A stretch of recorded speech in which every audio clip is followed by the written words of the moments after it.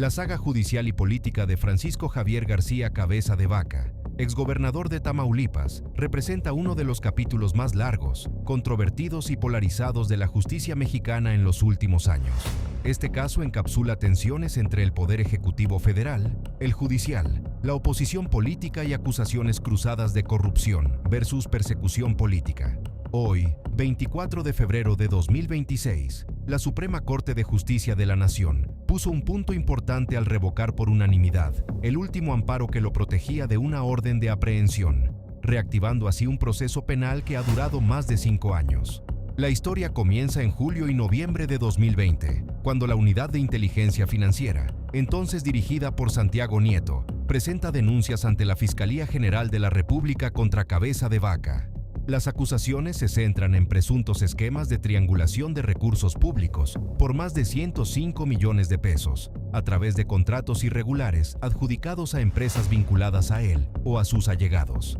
Entre los coacusados destacan figuras como Baltasar Higinio Reséndiz Cantú, reportado desde 2008 por el FinCEN de Estados Unidos por lavado de más de $4 millones, y Juan Carlos Támez Arellano. En febrero de 2021, la Fiscalía Especializada en Delincuencia Organizada solicita a la Cámara de Diputados la declaratoria de procedencia para quitarle el fuero constitucional. Morena y aliados la aprueban en abril de ese año. El 18 de mayo de 2021, un juez federal emite la primera orden de aprehensión por delincuencia organizada y operaciones con recursos de procedencia ilícita, lavado de dinero. Cabeza de Vaca denuncia inmediatamente persecución política orquestada por el gobierno de Andrés Manuel López Obrador, argumentando que responde a su combate al huachicol, al crimen organizado en la frontera y a sus críticas abiertas al Ejecutivo Federal. El Congreso local de Tamaulipas, controlado por el PAN, interpone una controversia constitucional. En agosto de 2022, la primera sala de la Suprema Corte de Justicia Nacional declara inválida esa primera orden por invasión de facultades locales, mientras aún gozaba de fuero. El 1 de octubre de 2022, concluye su mandato y asume el morenista Américo Villarreal. Apenas 3 días después, el 4 de octubre de 2022, la Fiscalía General de la República obtiene una segunda orden de aprehensión, la que hoy sigue vigente, emitida por un juez de control especializado en el sistema penal acusatorio, con sede en Almoloya de Juárez, Estado de México. Los delitos son los mismos: delincuencia organizada y lavado de dinero. Desde finales de 2022, Cabeza de Vaca reside en Estados Unidos, principalmente en áreas de Texas como Dallas y McAllen. La Fiscalía General de la República lo cataloga como prófugo y solicita su detención provisional con fines de extradición. Para bloquear esa orden, el exgobernador promueve un amparo indirecto. En noviembre de 2023, el Juzgado Octavo de Distrito en Tamaulipas se lo concede, argumentando insuficiencia de pruebas.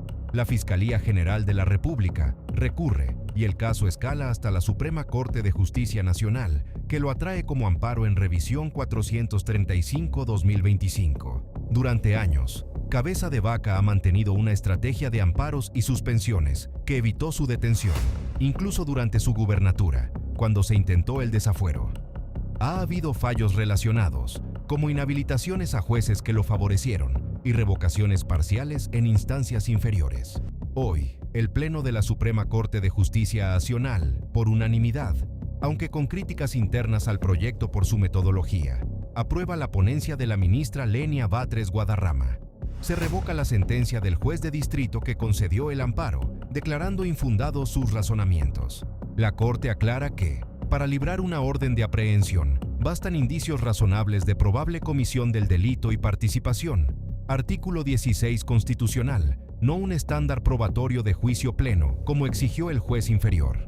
Consecuencia inmediata. La orden del 4 de octubre de 2022 queda firme y ejecutable. La Fiscalía General de la República puede proceder a su cumplimentación. Dado que Cabeza de Vaca está en Estados Unidos, el paso siguiente sería activar la extradición.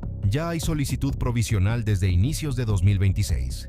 Minutos después del fallo, Cabeza de Vaca reaccionó en redes cuestionando la independencia de la Suprema Corte de Justicia Nacional y reiterando que es víctima de persecución política por parte de Morena y la 4T. Afirmó: voy a seguir enfrentando la persecución desde Estados Unidos, y negó las imputaciones, insistiendo en que todo deriva de su postura crítica al gobierno federal. Desde el oficialismo y aliados se celebra como un avance en el combate a la impunidad. Desde la oposición, PAN y aliados, se critica como uso político de la justicia. Este fallo de la Suprema Corte de Justicia Nacional marca el cierre, al menos en la vía de amparo, de uno de los expedientes más emblemáticos y politizados de la era reciente en México. No declara culpabilidad, eso deberá resolverse en un eventual juicio oral, sino que habilita el proceso penal normal. Cabeza de Vaca permanece en el extranjero, donde la extradición no es automática ni inmediata. Requiere revisión por autoridades estadounidenses y posibles apelaciones. El caso ilustra las complejidades de la justicia en contextos polarizados. Acusaciones graves de corrupción versus denuncias de lawfare político. Queda pendiente si la FGR avanza con la extradición, si surgen nuevos amparos o recursos, o si el exgobernador regresa voluntariamente.